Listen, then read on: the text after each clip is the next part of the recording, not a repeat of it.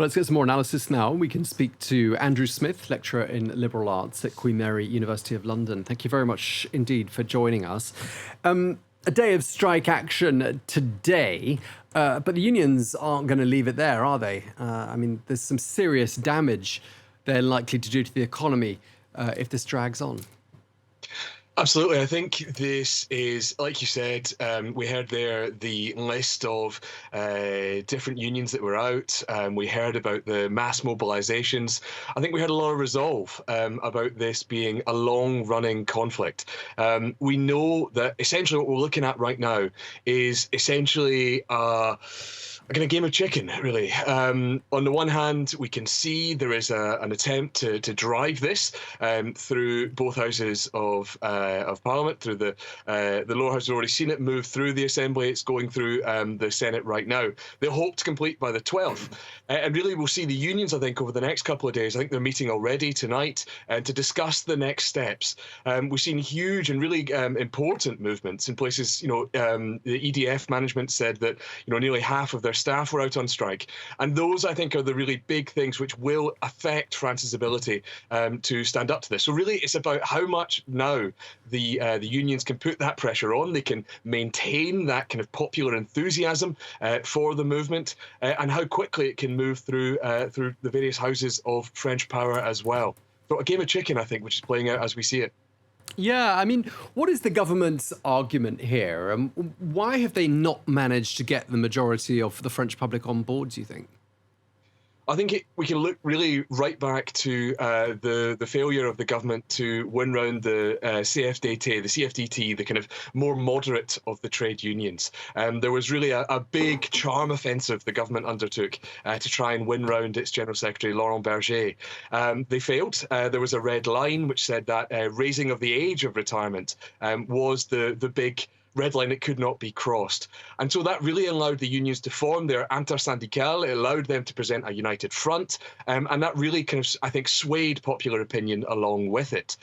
Really, it is that absolutely crucial element of the raising of the retirement age. I think for many people, if you talk about the various, years and terms of kind of contributions that they have to put, whether that gets raised, whether it's a progressive thing, as we've seen in past in terms of reforms, those types of details, I think, don't swell public anger in the way that this idea of raising the retirement age has concentrated resistance to it. And I think that's where the unions have been able to really present this, and, not just the unions, but this broader social movement has been able to present and consolidate resistance to this idea around the raising the retirement age. They've got slogans, they can say, you give us 64, we'll give you 68, a reference to the huge strike waves of 1968. Already, the CGT, they'll give you a big figure, but they've said 3.5 million people were out today. Of course, the government is saying much lower, much more like 1.3 million. But that still looks a lot like the mass movements of 1995, the responses to the Juppé plan, when then Prime Minister Alain Juppé tried to reform, again, social security. So this is a long-running issue, and I think it's one that will continue until we see, really, who comes out top in this game of chicken between the streets and Parliament. Yeah, and of course, 64, which is what the government's talking about raising the retirement age to, would still be quite a bit earlier than in quite a lot of other European countries. So the government's saying balancing the pension system is an absolute priority. Otherwise, there are going to be huge bills for future generations to pay. What do their opponents suggest by way of an alternative to the idea of raising the retirement age? Has anyone got any good ideas as to what they might do instead? We've seen a lot of kind of movement around the margins. And like you say, there's a lot of attempts to try and push this through. I think the government is so committed to it, and Emmanuel Macron is so committed to it, because he's put it right at the front of his reform agenda since he was elected. I think opponents are looking much more towards ideas of raising tax, of increasing expenditure in terms of the state. But Macron's party has been pushing back constantly. Les Républicains, the kind of centre-right opposition, but much more kind of ideologically attuned to Macron's majority, is likewise saying that, there are opportunities around this, perhaps looking at how people could change the nature of those contributions throughout someone's working lives in order to arrive at that age. But I think there is this kind of swell of support for the reform. Somebody like Edouard Philippe, of course, the former Prime Minister, talked about the the idea that, America has its guns, the UK has its kind of Irish question, and we see this playing out Brexit just now.